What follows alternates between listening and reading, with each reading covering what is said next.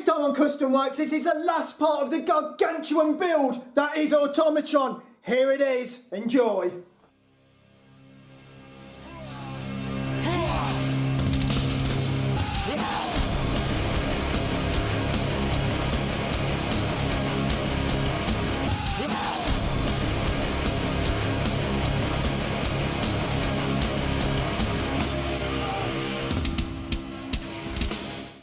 Thing with a lot of projects is you start out with a million great ideas. Some ideas have to go by the wayside, and one of them is that Automatron, the body was going to be in two halves and one half was going to be able to come off.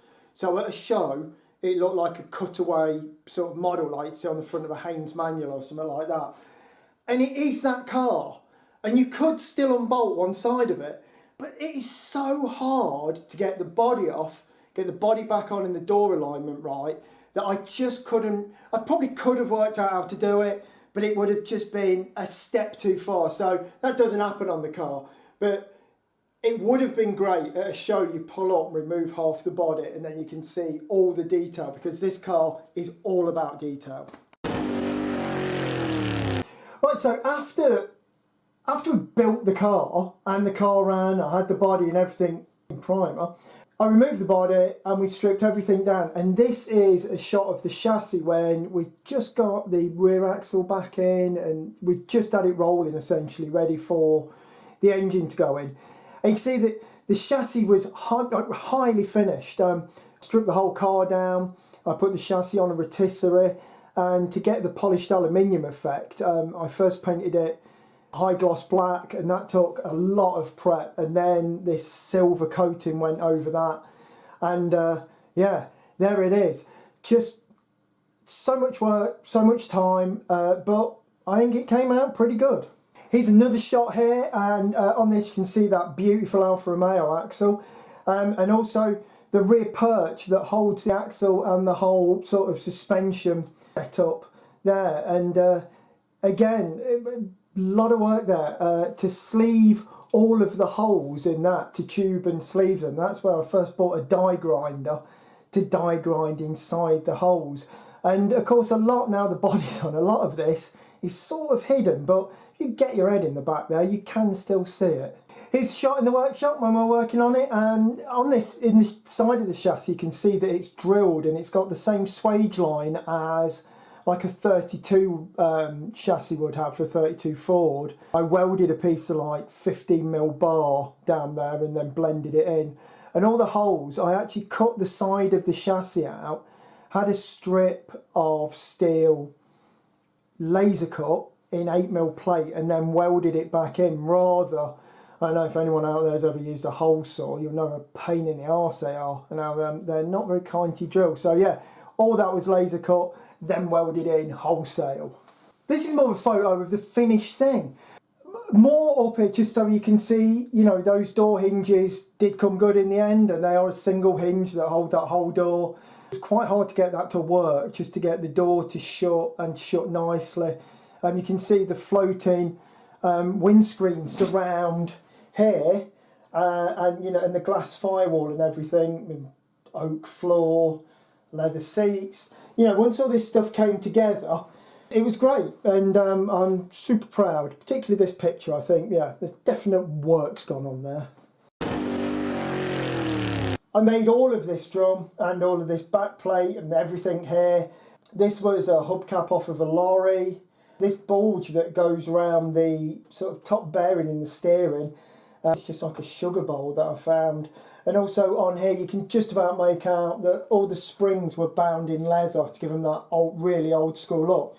One funny thing here, the steering arm, which I detailed on the back, I spent like a day on that. And when I came to bolt it on the car, I realised it was the wrong way round, and this bit should have stuck out, but it actually sticks in. But I think when people see it, they think, wow, what attention to detail. He even drilled that bit on the back side, even though you can't see it, whereas actually I just got it back to front. Another thing on Automatron I got almost obsessed with was the wiring. I wanted it to be a car that everywhere you looked good, and I always find that Things that kill a car for me when I see a modern battery, so the battery's totally hidden on Automatron, and when I see wiring. So on this car we used cloth bound twisted wire on absolutely everything, and the whole car was wired and running. Hot Rod legend Lee Cox came round to do the wiring. I said I want to get rid of all this wiring and replace it with this fancy, and yeah, he wasn't all that happy about it at first, and I had to talk him into it to rewire the car just in different wiring, even though he'd already wired the car. But in the end, every bit of wire is held with a little leather strap. There's no zip ties, there's no nothing anywhere, and it looks proper period correct. And again, I was just so happy with it once it was done, but it took a long time to get there. And here we are then, so the finished engine and all the bits on it. So they're Metro carbs with the top changed, and the actual tops on them, the base is off some little goblets. The top part of those goblets makes up these air intakes. This is a piece of tube that I painted. This cap just here, which is also the cap on the back, is actually it's a mould taken off the filler cap that's on the back, and it looked good there. And then we've got an expansion tank from the hydraulic system of a combine harvester, more silver tankards there to give the flares on the exhaust pipes, lots of bits of brass varge, I think I've mentioned before. The light, top of the light is off an actual light off a carriage, and so is this, but I made the lens in acrylic and beveled it. The ball bit is 2 bolts from IKEA welded together. And then the bottom bit is bits from IKEA also. Also things on this, whole of the cooling system is in copper pipe. Everything else you see there is pretty much made from scratch. Yeah, a lot going on. You know, it ran nice, went nice, it still does, and it is plenty fast enough. My God, that car is frightening.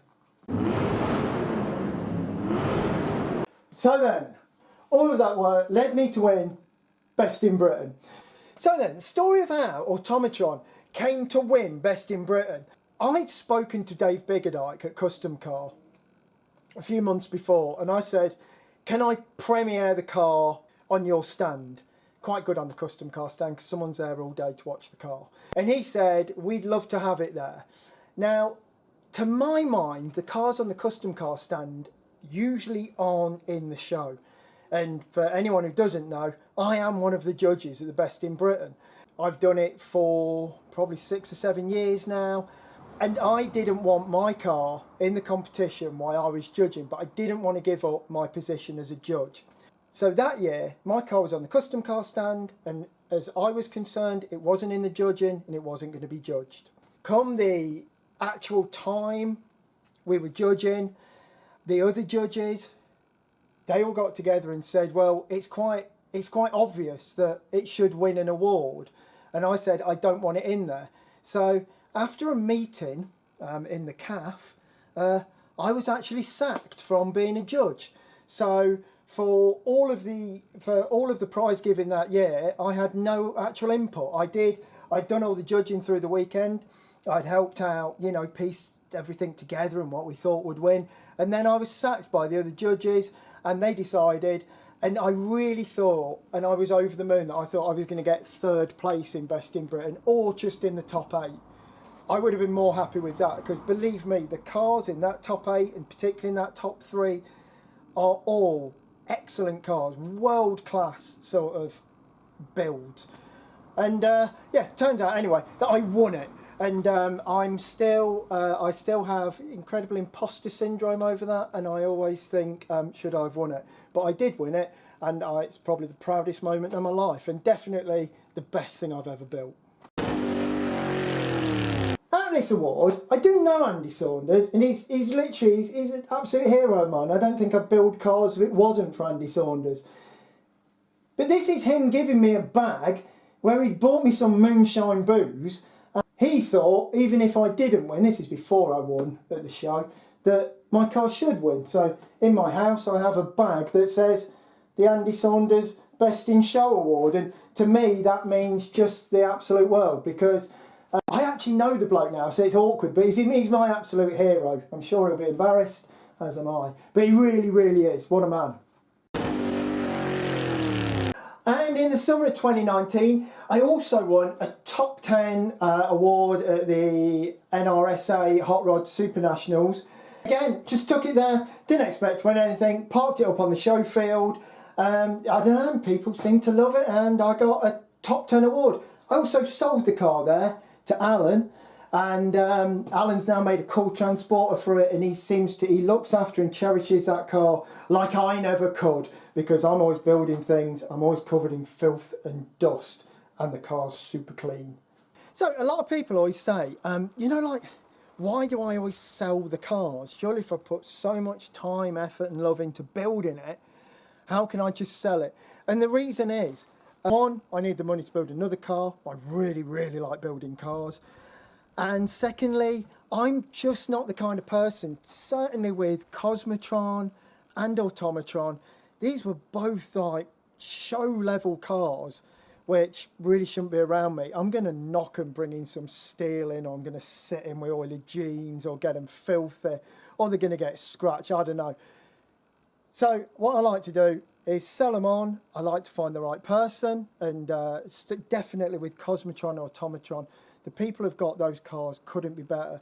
They love, cherish those cars, keep them clean, keep them dryly stored, and they will look like they do today in 10 years' time, because it's a lot of effort just to own a show car and to show the car.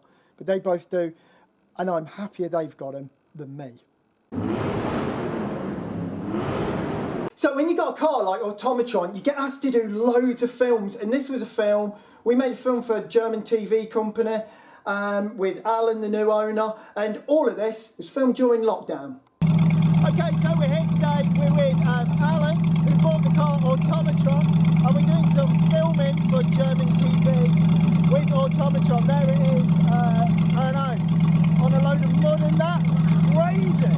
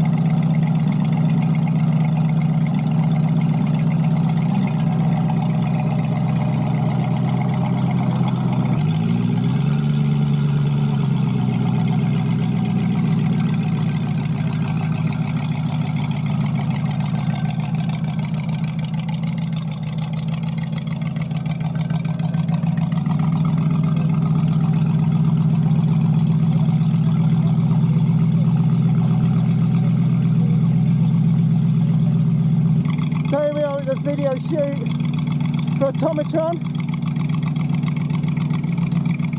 It's a bit of a moist day, but the car's doing good.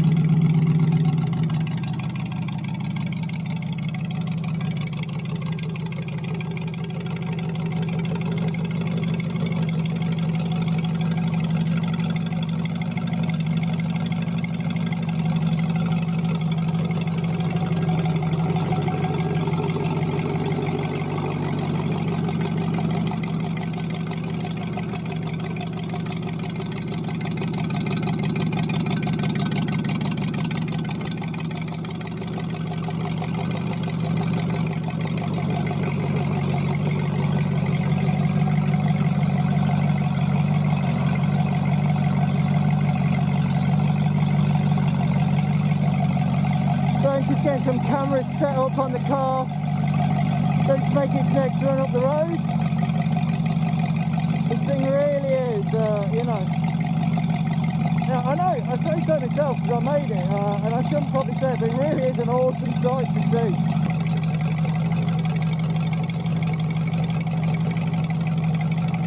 Just to show this thing really does run and drive and is street legal.